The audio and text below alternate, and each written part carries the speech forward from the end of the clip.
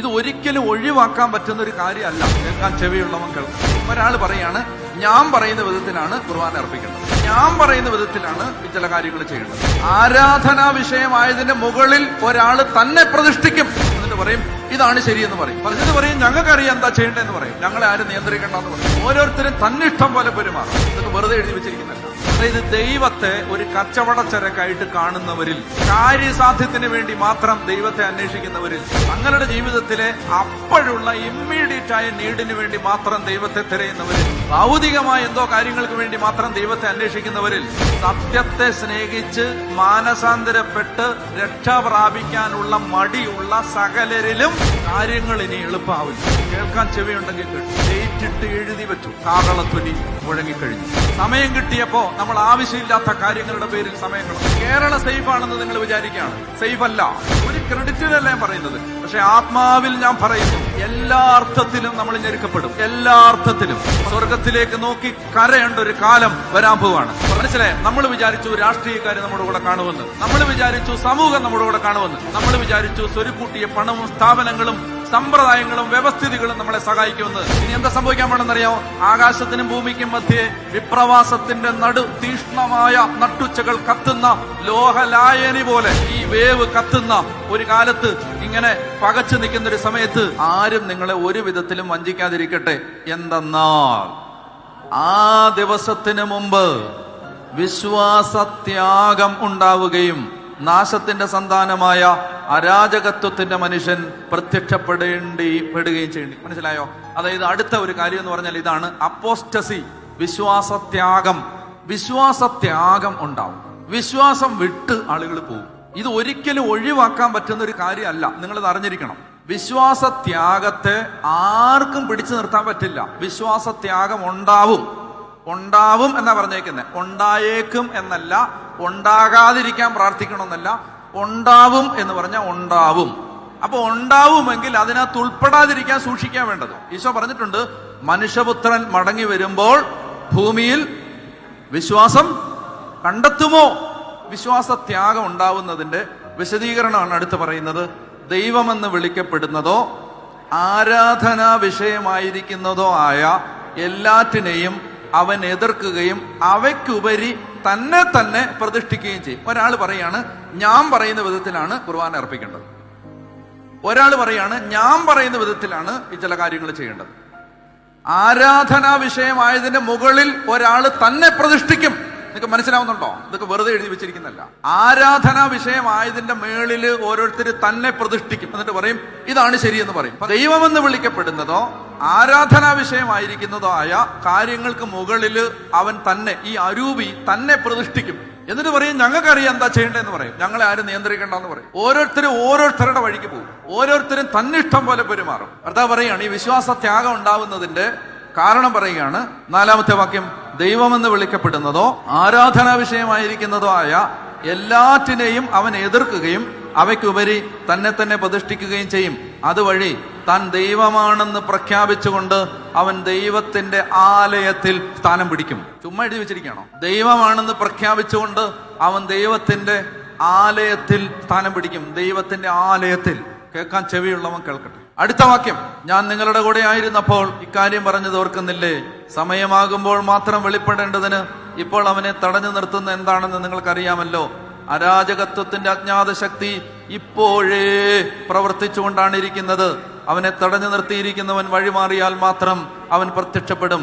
കർത്താവായ യേശു തന്റെ വായിൽ നിന്നുള്ള നിശ്വാസം കൊണ്ട് അവനെ സംഹരിക്കുകയും തന്റെ പ്രത്യാഗമനത്തിന്റെ പ്രഭാപൂരത്താൽ അവനെ നാമാവശേഷമാക്കുകയും ചെയ്യും. അടുത്ത വാക്യം വളരെ പ്രധാനപ്പെട്ടത്, ശ്രദ്ധയോടെ വായിക്കുക. സാത്താന്റെ പ്രവർത്തനത്താൽ നിയമ നിഷേധിയുടെ, മനസ്സിലായോ?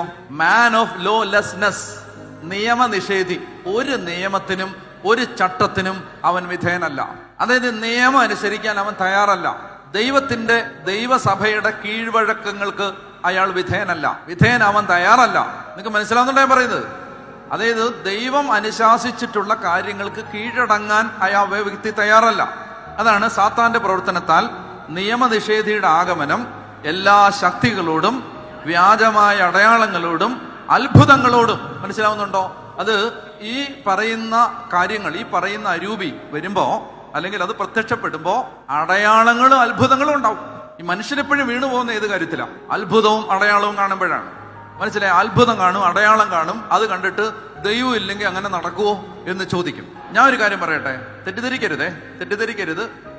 വിശ്വാസം പോവുകയും ചെയ്യരുത്. പിന്നെ ആ വിശ്വാസം പോയാലും കുഴപ്പമില്ല, അത് ശരിക്കുള്ള വിശ്വാസം അല്ല, അത് പോയാലും കുഴപ്പമില്ല. ഞാൻ ഈ പറയുന്നുണ്ട് എന്താണെന്നറിയാമോ, എല്ലാ മതത്തിലെ എല്ലാ ഭക്തന്മാരും, ഇനി ഏതെങ്കിലും ഒരു ഗോത്രദൈവത്തെ ആരാധിക്കുന്ന ഒരു മനുഷ്യനും പ്രാർത്ഥിച്ചാൽ അവന് പ്രാർത്ഥനയ്ക്ക് മറുപടി കിട്ടും. അതിപ്പോ ക്രിസ്ത്യാനി തന്നെ പ്രാർത്ഥിക്കണമെന്നൊന്നുമില്ല. ഞാൻ പറയുന്നത് മനസ്സിലാവുന്നു? ഏത് മതത്തില്, തെറ്റിദ്ധരിക്കരുത്. മനസ്സിലായോ?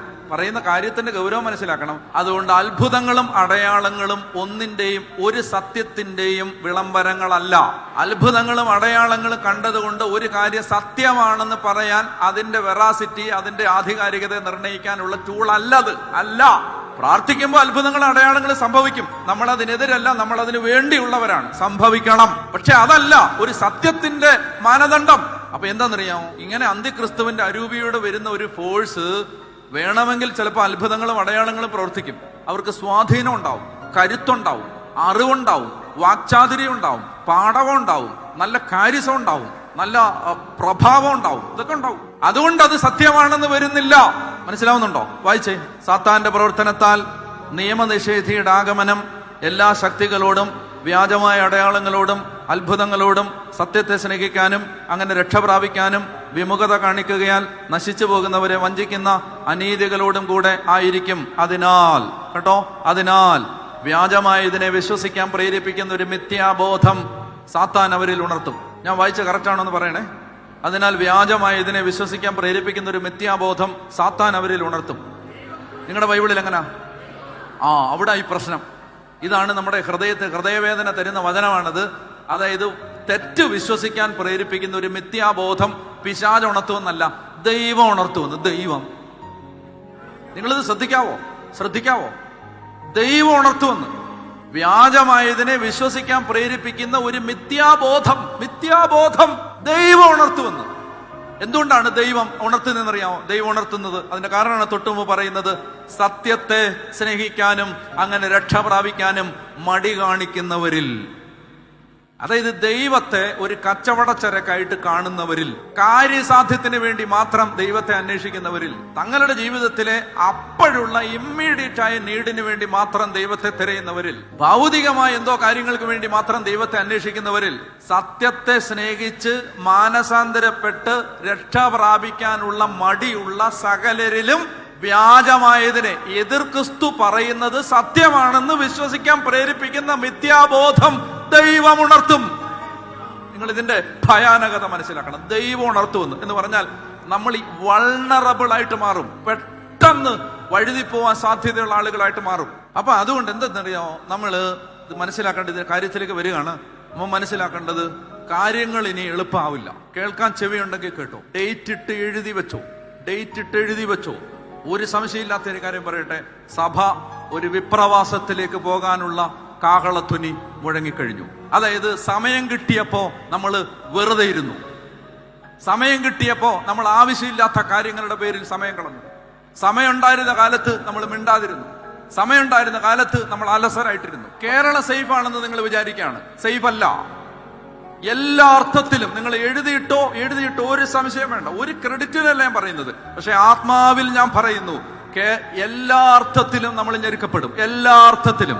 മനസ്സിലായി? നമ്മൾ ആശ്രയം വെച്ചിരിക്കുന്ന മുഴുവൻ കാര്യങ്ങളിൽ നിന്ന് പിടിവിട്ട് സ്വർഗത്തിലേക്ക് നോക്കി കരയേണ്ട ഒരു കാലം വരാൻ പോവാണ്. അന്ന് പിടിച്ചു നിൽക്കാൻ ഒരു ജനത ഉണ്ടാകണമെങ്കിൽ അടിസ്ഥാനങ്ങൾ സ്ട്രോങ് ആയിരിക്കണം. മനസ്സിലായി? നമ്മൾ വിചാരിച്ചു രാഷ്ട്രീയക്കാർ നമ്മുടെ കൂടെ കാണുമെന്ന്, അവർ കാണത്തില്ലെന്ന് നമുക്ക് മനസ്സിലായി. നമ്മൾ വിചാരിച്ചു സമൂഹം നമ്മുടെ കൂടെ കാണുമെന്ന്, അവർ കാണത്തില്ലെന്ന് നമുക്ക് മനസ്സിലായി. നമ്മൾ വിചാരിച്ചു സ്വരുക്കൂട്ടിയ പണവും സ്ഥാപനങ്ങളും സമ്പ്രദായങ്ങളും വ്യവസ്ഥിതികളും നമ്മളെ സഹായിക്കുമെന്ന്, അത് നമ്മളെ സഹായിക്കത്തില്ലെന്ന് വരും കാലങ്ങൾ തെളിയിക്കും. ഇനി എന്താ സംഭവിക്കാൻ വേണമെന്നറിയാമോ? ആകാശത്തിനും ഭൂമിക്കും മധ്യേ വിപ്രവാസത്തിന്റെ തീഷ്ണമായ നട്ടുച്ചകൾ കത്തുന്ന ലോഹലായനി പോലെ ഈ വേവ് കത്തുന്ന ഒരു കാലത്ത് ഇങ്ങനെ പകച്ചു നിൽക്കുന്ന ഒരു സമയത്ത് ഒന്നുമില്ല, ഒരു പിടുത്തമില്ലാതെ നിൽക്കുമ്പോ നമുക്ക് പിടിക്കാൻ ഈ ഫൗണ്ടേഷൻസ് മാത്രമേ ഉണ്ടാവൂ. ഫൗണ്ടേഷൻസ്, അതായത് ഈ അടിസ്ഥാനങ്ങൾ. ഈ അടിസ്ഥാനം എന്താ? വചനം.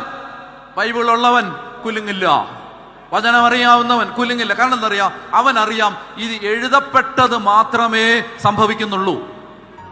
വചനം അറിയാവുന്ന കുലുങ്ങത്തില്ല. കാരണം എന്താ പറയുക, അവൻ അറിയാം ഇതിനകത്ത് ഇത് പറഞ്ഞിട്ടുണ്ട്. നേരത്തെ കർത്താവ് പറഞ്ഞിട്ടുണ്ട്, ഇതൊക്കെ സംഭവിക്കുമ്പോ നിങ്ങൾ വിഷമിക്കാതിരിക്കേണ്ടതിന് ഞാൻ ഇതെല്ലാം മുൻകൂട്ടി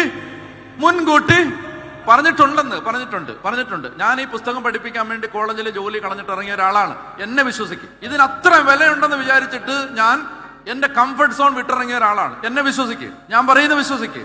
ഇതിനകത്ത് പറഞ്ഞിട്ടുണ്ട് എന്താണെന്നറിയാമോ, അതായത് നമുക്ക് എല്ലാ സുരക്ഷിതത്വവും തന്നിട്ട് സഭ ഇങ്ങനെ ഉറങ്ങിയിരിക്കുന്ന സമയത്ത് ദൈവം എന്തെന്നറിയാം, അവിടുന്ന് ഒരാളെ പൊക്കും, ഇവിടുന്ന് ഒരാളെ പൊക്കും, ഇവിടുന്ന് ഒരാളെ പൊക്കും, ഇവിടുന്ന് ഒരാളെ പൊക്കും. എന്നിട്ട് അവരൊരുമിച്ച് നമ്മളെ ഞെരുക്കും. എന്താണെന്നറിയാം, നമ്മുടെ അകത്ത് വിതയ്ക്കപ്പെട്ട വചനം പുറത്തു വരാൻ വേണ്ടി നമ്മളെ ഇട്ട് ഞെരുക്കും. നിങ്ങൾ നോക്കിക്കോ, ഓരോരോ പിടികളില്ലാതാവും. അവസാനം മനുഷ്യന് വചനവും കുർബാനയും കൊന്തയും പ്രാർത്ഥനയും മാത്രം ആശ്രയമാവുന്ന ഒരു കാലം വരും. ഇനി വചനം എത്രയോ വേദികളിൽ വചനം പ്രഘോഷിക്കപ്പെട്ടു. വചനങ്ങൾ പഠിക്കാൻ സൗകര്യം ഉണ്ടായി, വചനാളികൾ പഠിപ്പിച്ചു, വചനം നമുക്ക് തന്നു, വചനം വായിക്കാൻ പ്രേരണ തന്നു. ഇതെല്ലാം സംഭവിച്ചിട്ട് നമ്മൾ വചനം വായിക്കാതിരിക്കുമ്പോ എന്താ സംഭവിക്കാന്ന് പറയാമോ, നാളെ ഒരാള് ഈ ബൈബിൾ നമ്മുടെ ഇന്ന് തട്ടിപ്പറിക്കും. മനസ്സിലാവുന്നുണ്ട്? ഈ ബൈബിൾ നമ്മുടെ തട്ടിപ്പറിച്ചിട്ട് ഇത് കത്തിച്ചു കളയും. എന്നിട്ട് പറയും ഇത് വായിക്കണ്ടെന്ന് പറയും. നിങ്ങൾ ശ്രദ്ധിച്ചോ, ഇത് തട്ടിപ്പറിച്ചിട്ട് ഇത് നമ്മുടെ ഇന്ന് സ്നാച്ച് ഇറ്റ് അവേ ഫോഴ്സ്ഫുള്ളി, ഇത് നമ്മുടെ ഇന്ന് പറിച്ചെടുത്തിട്ട് ഇത് കത്തിച്ചെടുത്തിട്ട് പറയും ബൈബിളൊന്നും നിനക്ക് വേണ്ടാന്ന് പറയും, അതിന് ഈ നാട്ടി വേണ്ടാന്ന് പറയും, അങ്ങനെയുള്ള ഗ്രന്ഥങ്ങളൊന്നും വേണ്ടാന്ന് പറയും. ഞാൻ അങ്ങോട്ട് ചോദിക്കട്ടെ, എന്ത് ചെയ്യും? അതായത് ഇത് കേട്ട് ധ്യാനിച്ച് ഇത് ഹൃദയത്തിൽ സൂക്ഷിച്ചവൻ അന്ന് നേരെ നിൽക്കും. കാരണം നിങ്ങൾക്ക് പുസ്തകമേ കത്തിക്കാൻ പറ്റൂ, ചങ്കിലെഴുതപ്പെട്ട വചനങ്ങളെ തൊടാൻ പറ്റില്ല. നിങ്ങൾക്ക് ഈ ഗ്രന്ഥമേ കത്തിക്കാൻ പറ്റൂ, പക്ഷെ ഞങ്ങളുടെ അകത്തെഴുതപ്പെട്ട ബോധ്യങ്ങളെ തൊടാൻ പറ്റില്ല. അതായത് ഫൗണ്ടേഷൻസ്. അപ്പൊ അത് അത്രയ്ക്ക് സ്ട്രോങ് ആവണം. നമ്മൾ ഞെരുക്കപ്പെടും, ഒരു സംശയമില്ല. നമ്മൾ ഞെരുക്കപ്പെടും എല്ലാ അർത്ഥത്തിലും. കൂടുതൽ കാര്യങ്ങളും ഞാൻ പറയുന്നില്ല, എല്ലാ അർത്ഥത്തിലും ഞെരുക്കപ്പെടും. അത് ഞെരുക്കപ്പെടുമ്പോ ആരാ പിടിച്ചിരിക്കാൻ പാടുന്നറിയാം, എന്തായാലും നെല്ലും പതിരും വേർതിരിക്കപ്പെടും. ഒരു സംശയം വേണ്ട. നല്ലതും ചീത്തയും തമ്മിൽ വേർതിരിക്കപ്പെടും. അത് സുവിശേഷത്തിന്റെ മാനദണ്ഡമാണ്. മനസ്സിലായല്ലോ? അതായത് അതിനകത്ത് വിഷമിച്ചിട്ടൊന്നും കാര്യമില്ല. നല്ലത് നിൽക്കും, അല്ലാത്ത പോവും. ഒരു സംശയം വേണ്ട. അപ്പൊ ഈ നിലനിൽക്കാൻ നമുക്ക് അടിസ്ഥാനങ്ങൾ വേണം. ആ അടിസ്ഥാനങ്ങളിൽ ഏറ്റവും ശക്തമായ ഫൗണ്ടേഷനാണ് പരിശുദ്ധ കുർബാന. ആ ഫൗണ്ടേഷൻ ഉറപ്പിക്കണം. കർത്താവ് സ്ഥാപിച്ച അടിത്തറ ഇളകാതെ നിൽക്കും. എനിക്കറിയാം, ഞാൻ സന്തോഷമുള്ള കാര്യങ്ങളല്ല നിങ്ങളോട് പറഞ്ഞു. സന്തോഷമല്ല, എന്നാലും നാളെ നിങ്ങളുടെ തലയിൽ എടുത്തി വീഴുന്നൊന്നുമല്ല പറഞ്ഞത്. പക്ഷെ ഒരു ഫോഴ്സ് രൂപപ്പെട്ട് വരികയാണ്. ഒരു ഫോഴ്സ്. ഇനിയിപ്പോ ഞാൻ കൂടുതലൊന്നും പറയുന്നില്ല, പരസ്യവേദി ആയതുകൊണ്ട് എനിക്ക് പരിമിതികളുള്ളതുകൊണ്ട് ഞാൻ കൂടുതലൊന്നും പറയുന്നില്ല. ഒരു ഫോഴ്സ് രൂപപ്പെട്ട് വരികയാണ്. വിശ്വാസികള് ടാർഗറ്റ് ചെയ്യപ്പെടും, ഒരു സംശയം വേണ്ട. അന്ന് ഈ കച്ചവട മൂല്യത്തിന് വേണ്ടി, ഈ വിനിമയത്തിന് വേണ്ടി, വ്യാപാരത്തിന് വേണ്ടി, ലാഭത്തിന് വേണ്ടി ദൈവത്തെ അന്വേഷിച്ചവരെല്ലാം പോകും. അവനവന്റെ നേട്ടത്തിന് വേണ്ടി ദൈവത്തെ അന്വേഷിച്ചവരെല്ലാം പോകും. നെല്ലും പതിരും വേർതിരിക്കപ്പെടും. അപ്പൊ അതുകൊണ്ട് ഞാൻ പറയുന്നത്, നിത്യതയുടെ കാര്യങ്ങളും ദൈവിക കാര്യങ്ങളും അടിസ്ഥാനങ്ങൾ ഉറപ്പിക്കണം. അടിസ്ഥാനം ഉറപ്പിച്ച് എന്ത് പ്രശ്നം വന്നാലും അടിസ്ഥാനം ഉറപ്പിച്ചവൻ കുലുങ്ങത്തില്ല.